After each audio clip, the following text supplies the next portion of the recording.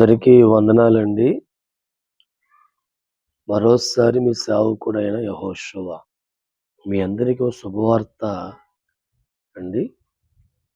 మరి రాబోతున్న ఈ శనివారం అనగా 25/4 ఈ శనివారం నాడు అంతర్జాతీయ తైలాభిషేక పండగ దేవుని బట్టి జరుగుతుందండి. ఈ అభిషేక ప్రార్థన ద్వారా బిడ్డలు లేని వారికి అభిషేక పండు ఇవ్వడం జరుగుతుంది. ఇంతవరకు ఈ యెహోవా అగ్నిజ్వాల ప్రార్థన మినిస్ట్రీ ద్వారా 1100 మంది పిల్లల్ని ప్రభు అనుగ్రహించారు. ఈ బలమైన అభిషేకం ద్వారా చేతబడుల నుంచి, చిల్లంగల నుంచి, మంత్రశక్తుల నుంచి, పక్షవాయు వ్యాధుల్లో నుంచి, క్యాన్సర్ వ్యాధుల నుంచి, భయంకరమైన పరిస్థితుల్లోంచి, ఆర్థిక ఇబ్బందుల్లోంచి వందలాది ప్రజలు విడిపించబడుతున్నారు. మరి మీ అందరూ కూడా ప్రేమతో ఆహ్వానిస్తున్నాం. మర్చిపోకండి, ఈ శనివారమే 25వ తారీఖు యెహోవా అగ్నిజ్వాల ప్రార్థనా మినిస్ట్రీ కైకరం తూర్పు వీధి కాలాగట్టు ప్రాంతములో దేవుడు ఏర్పరచుకున్న పుణ్యస్థలమైన ఈ మందిరము యందు తైలాభిషేక పండగ జరుగుతూ ఉంది. రండి, కుటుంబాల సమేతముగా భార్యతో, బిడ్డలతో, భర్తతో కుటుంబాల సమేతంగా పాల్గొని దైవ ఆశీర్వాదాలు పొందండి. దేవుడు మిమ్మల్ని, మీ కుటుంబాలను బహుగా ఆస్వాదించునుగాక. God bless you. ఈ రోజులో చాలా మంది భక్తులు అపవాది చేతికి చాలా మంది పడిపోతూ ఉన్నారు. భక్తుల జీవితాలు అపవాది చేతుల్లో పడకుండా ఉండాలి. మనం ఏం చేయాలి? దేవుడి చేతుల్లో భక్తుడు ఉంటే చాలా గొప్పగా దీవించబడతాడు. భక్తుడిగా మనం దేవుడి చేతుల్లో కొనసాగుతున్నప్పుడు మన కుటుంబాలకు మంచి కాపుదల ఉంటుంది. భక్తులుగా మనం దేవుడి చేతుల్లో ఉన్నప్పుడు మన బిడ్డలు కూడా చాలా క్షేమంగా ఉంటారు. భక్తుడిగా మన జీవితాలు దేవుడి చేతుల్లో ఉన్నప్పుడు మనం ఏ పంట వేసినా తగ్గ ఫలితాలు మనం చూడగలం. తప్పకుండా ఒకసారి అంటే భక్తుల జీవితాలు దేవుడి చేతుల్లో ఉన్నంత కాలం కూడా వారి కుటుంబాలు ఆ భగవంతుని బట్టి కాపాడబడతాయి. ఆ కుటుంబాలు ఉన్న సభ్యులు కూడా దేవుని బట్టి కాపాడబడతారు. ఆ కుటుంబాలు ఎంతో చక్కగా ఆనందంగా ఆ దేవుని బట్టి ఉంటాయి.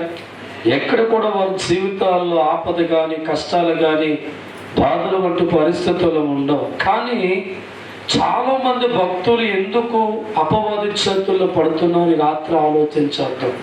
ఒక్కసారి చూడండి, కీర్తన గ్రంథం 5వ అధ్యాయము 3వ వచనం ధ్యానం చేసుకుందాం. యెహోవా యెహోవా ఉదయమున నా కంఠస్వరము నీకు వినబడును. ఉదయమున నా ప్రార్థన సిద్ధము చేసి చాలు. బిగ్గరగా తప్పులు కొట్టినొక్కసారి హల్లెలూయా.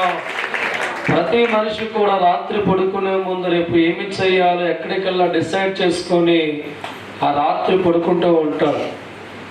రేపు చేయబోతున్న కొన్ని కార్యక్రమాలు, రేపు వెళ్ళబోతున్న పని గురించి, రేపు వెళ్ళబోతున్న కార్యక్రమం గురించి ఆ రాత్రి పడుకున్నప్పుడే మనసులో చదపరుచుకుంటూ ఉంటే దావీదు భక్తుడు రేపు నా తండ్రికి ఏమని ప్రార్థన చేయాలి అనుకొని అతను సిద్ధపడుతున్నాడు. దేవుడి స్తోత్రం. అంటే భక్తుల జీవితాలు అపవాది చేతుల్లో పడకుండా ఉండాలంటే ఉదయకాలమే లేచి ప్రార్థించే ఒక అలవాటు మనకు ఉండాలి. ఉదయాన్నే 3 గంటలకు లేచి లేదా 3:30కి లేచి దేవుని ఆరాధించే భక్తులుగా ఉన్నవారు వారు అపవాది చేతుల్లో పడే అవకాశం ఎప్పుడు వారికి దక్కదండి. అపవాది చేతుల్లో ఎందుకు పడిపోతాం తెలుసా? ఈరోజు చాలా మంది ఉదయాన్న పని ఉంటే 3కి లేచే వరకు ఉంటారు తప్ప ఉదయాన్నే 3 గంటలు లేచి నా దేవుడికి నేను ప్రార్థన చేయాలి అనే తపన మన జీవితం లేకపోవడం వల్ల చాలా మంది కుటుంబాలు అపవాది చేతుల్లో పడిపోతున్నారు. అందుకే దేవుడు వాక్యం అంటుంది ఇక్కడ, దేవుడు అన్నాడు, ఉదయాన్న నా కంఠస్వరం నీకు వినబడను, ఉదయం నా ప్రార్థన సన్నిధికి సిద్ధము చేసి కాచు ఉంచుదును. దేవుడు స్తోత్రం. దావీదికి పద్ధతి ఉన్నంత కాలం కూడా అపవాది చేతుల్లో పాల్గొన్న సౌండ్ ఖర్చు. దావీదికి పద్ధతి ఉన్నంత కాలం కూడా ఎక్కడ కూడా అపవాది చేతుల్లో పడుతున్న పరిస్థితి కనబడలేదు.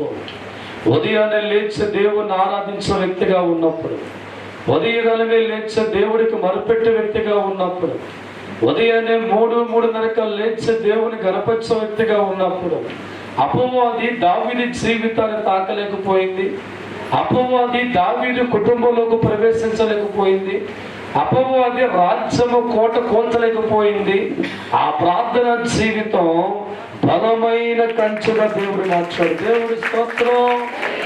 ఈరోజు క్రైస్తవుడిగా దేవుడిని నమ్ముకున్న నీకు ఉదయాన్నే లేచి ప్రార్థించే ఒక పరిశుద్ధి లేకపోతే ఖచ్చితంగా అపవాదనే వాడు ఇంట్లో కూర్చుంటూ ఉంటాడు. నీ జీవితంలో వాడు ప్రవేశించే వ్యక్తిగా మారిపోతూ ఉంటాడు. నీ కుటుంబంలో వాడికి అధికారంగా మారిపోతూ. కారణం, ఎవడైతే ఉదయకాలం లెక్కకుండా ఉంటాడో, ఉదయాన్నే దేవుడికి ప్రార్థించాలని మనసు వాడికి ఉండదో, మనకు మనసు లేక మనమే లెగుతాం. ఇంకా దేవుడి స్తోత్రం. ఒక రైతు ఉదయాన్నే నీళ్ళొడ్డు వేయాలని ఆలోచన ఉంటే తెల్లవారు 4 లేచి ఆ చీకట్లో పోతూ ఉంటాడు కట్టే. ఉదయాన్నే కోలికి ఇండేషన్ చేయాలి అని ఆలోచన ఉంటే 3 లేచి మన ప్రయాణం కట్టే వ్యక్తిగా ఉంటాం. తెల్లవారుజామున 3 గంటల ట్రైన్ ఉందంటే మనం 1 గంటకే లేచి మన సిద్ధపడే వ్యక్తి మారిపోతూ ఉంటాం. అంటే మనం దేవుడి ముందు కలవడం ఎప్పుడు సిద్ధపడాలంటే రాత్రే మన మనస్సు శుద్ధపరచుకున్న వారిగా మారాలి. దేవుడి స్తోత్రం. ఈరోజు చాలా మంది భక్తుల జీవితాలు అపవాది చేతుల్లో పడి వారికున్న సమస్తానికి పోగొట్టుకుంటూ ఉన్నాం. చాలా మంది భక్తుల జీవితాలు అపవాది చేస్తున్న క్రియలకు బానిసగా మారిపోతూ ఉన్నాం. దానికి గల కారణం ఏంటో దైవజనం గమనిస్తూ ఉంటే ఉదయాన్నే క్రైస్తవుడి జీవితాలు కావాలి. ఉదయం 3:30-4 లోపే మనం దేవుని నామాన్ని బట్టి లేచి మొదటిగా దేవుడి ముందుకెళ్ళి నీ మనసు ఏం చెప్పాలనుకుందో రాత్రే సిద్ధపడిన వ్యక్తిగా ఉండగలిగితే ఆ ఉదయం చేసే ప్రార్థన జీవితం వల్ల అపవాది చేతుల్లో పడిపోయే అవకాశాన్ని దేవుడు ఎన్నడూ నీకు ఇవ్వడు. దేవుడి స్తోత్రం. హల్లెలూయా. అందుకే మనిషిగా మన జీవితాలు అపవాది చేతుల్లో పడకుండా మన జీవితాలు ఉండాలంటే ఉదయాన్నే చీకటితోనే మనం లేచి దేవుడి ముందుకు వెళ్ళి ప్రార్థించే ఒక శక్తి మనం సంపాదించుకోవాలి. ఉదయాన్నే 3:30 లేచి మన దేవుడి ముందుకు వెళ్ళి మనసులో ఉన్న ప్రతి మనం చెప్పుకునే ఆలోచన మనం కలిగి ఉంటాం. రాత్రి మంచం మీద పడుకునే లోపే ఉదయం నా తండ్రిని ఏం చెప్పాలి, నా దేవుడితో ఏం మాట్లాడాలి, నా మనసులో ఉన్న దుఃఖాన్ని పంచుకోవాలా, నా సంతోషం పంచుకోవాలని రాత్రి నీ మనసులో నీ దేవుడికి ఏది చెప్పాలనుకున్నావో అవన్నీ సిద్ధపరచుకున్న వ్యక్తిగా నీ మనసు ఉంటే తప్ప ఉదయం లేచే దేవుడికి ప్రార్థించే వ్యక్తిగా నువ్వు మారలేవు. దేవుడి స్తోత్రం. ఎవరి కుటుంబంలో ఉదయకాలం లేచే దేవుడిని ఆరాధించే భక్తి ఉండదో వాడి కొంపలోకి సాతాను శక్తులు బాగా వస్తాయి. దైవజనం వారి హృదయాల్లోకి నెమ్మది లేకుండా చేస్తూ ఉంటాయి. వారు చేయించున్న ప్రతి కార్యక్రమాల్లో కూడా అవి ఆటంకపరుస్తూ ఉంటాయి. కారణం, ఉదయకాలంలో లేచినంతకాలం దావీదు జీవితాల్లో ఆ ప్రతి కార్యక్రమంలో జయం చూస్తున్న వ్యక్తిగా ఉండేవాడు. ఎక్కడికి వెళ్ళినా ఓటమి లేని వాడిగా దావీదు జీవితాన్ని దేవుని బట్టి కలుగుతుంది. ఎక్కడ లేని ఆశీర్వాదాలతో దావీదు జీవితం కొనసాగుతూ ఉంది. అద్భుతమైన మేలు చేత, అద్భుతమైన కృప చేత దావీదు గారి కుటుంబం తొలగల కారణం ఉదయమే లేచి దేవుణ్ణి ఆరాధించే మనస్సు ఆనాడు ఉంది కనుక దేవుళ్ళలో ఉదయం 3 లేచే. అందరూ బాగున్నారు కాదు? మీ అందరి కొరకు కూడా బలముగా ప్రార్థన చేస్తూ ఉన్నాను. తప్పక మీ కుటుంబాలు దేవుడు దీవిస్తారు. మరి నాతో పాటు ప్రార్థనలోకి వస్తారా? పరిశుద్ధ ప్రేమ కలిగిన తండ్రి, మీకు అనేకమైన వందనాలు, స్తుతులు, స్తోత్రాలు ప్రభువా. మీ ఘనమైన నామాన్ని బట్టి అనేకమైన వందనాలు, స్తుతులు, స్తోత్రాలు చెల్లిస్తున్నాం. వేకోజామన్న కార్యక్రమం ద్వారా ప్రతిరోజు నీ వాక్యం ద్వారా బిడ్డలతో మాట్లాడుతున్నావు తండ్రి. ప్రతి కుటుంబాన్ని కూడా మీరు జ్ఞాపకం చేసుకోండి దేవా. ఎవరైతే ప్రభు ఆర్థిక ఇబ్బందుల చేత, అప్పుల చేత బాధపడుతూ ఉన్నారో వారందరినీ కూడా ఆదుకోమని వారికున్న ప్రతి అప్పు నుంచి విడుదల కలిగచేయమని ప్రార్థిస్తున్నాను. ఎవరైతే సంతానం లేక 10-20 సంవత్సరాల నుంచి బాధపడుతున్నారో ప్రతి ఒక్కరికి కూడా సంతానం దయచేయమని ప్రార్థిస్తున్నాం తండ్రి.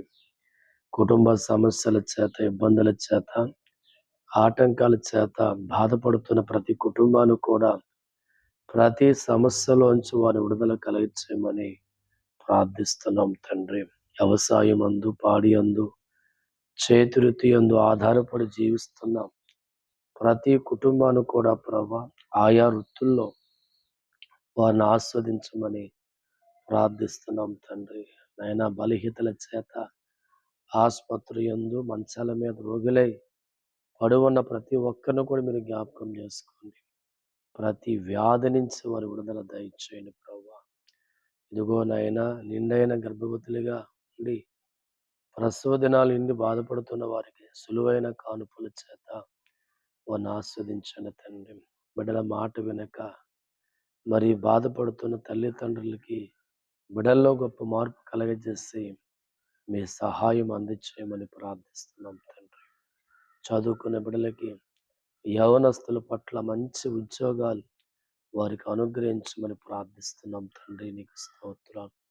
చదువుకున్న బిడ్డలకి మంచి ర్యాంకులతో వారిని ఆస్వాదించండి తండ్రి. నీకు స్తోత్రం. నాయనా, రకరకాల వ్యాపారాలు, హోటల్ వ్యాపారం కానీ, చెరువు వ్యాపారాలు కానీ, రియల్ ఎస్టేట్ వ్యాపారం కానీ, ఎవరు ఏ వ్యాపారం ముందు జీవనోపాధితో ముందుకెళ్తున్నారో ఆయా వ్యాపారాలన్నీ కూడా దీవించమని ప్రార్థిస్తున్నాం తండ్రి. అలాగే ప్రభువా, మోటార్ ఫీల్డ్లో పనిచేస్తున్న వారిని జ్ఞాపకం చేసుకోండి. వారి వారి ప్రయాణం అంతట్లో కూడా మీరు తోడుకొని సహాయం చేయండి.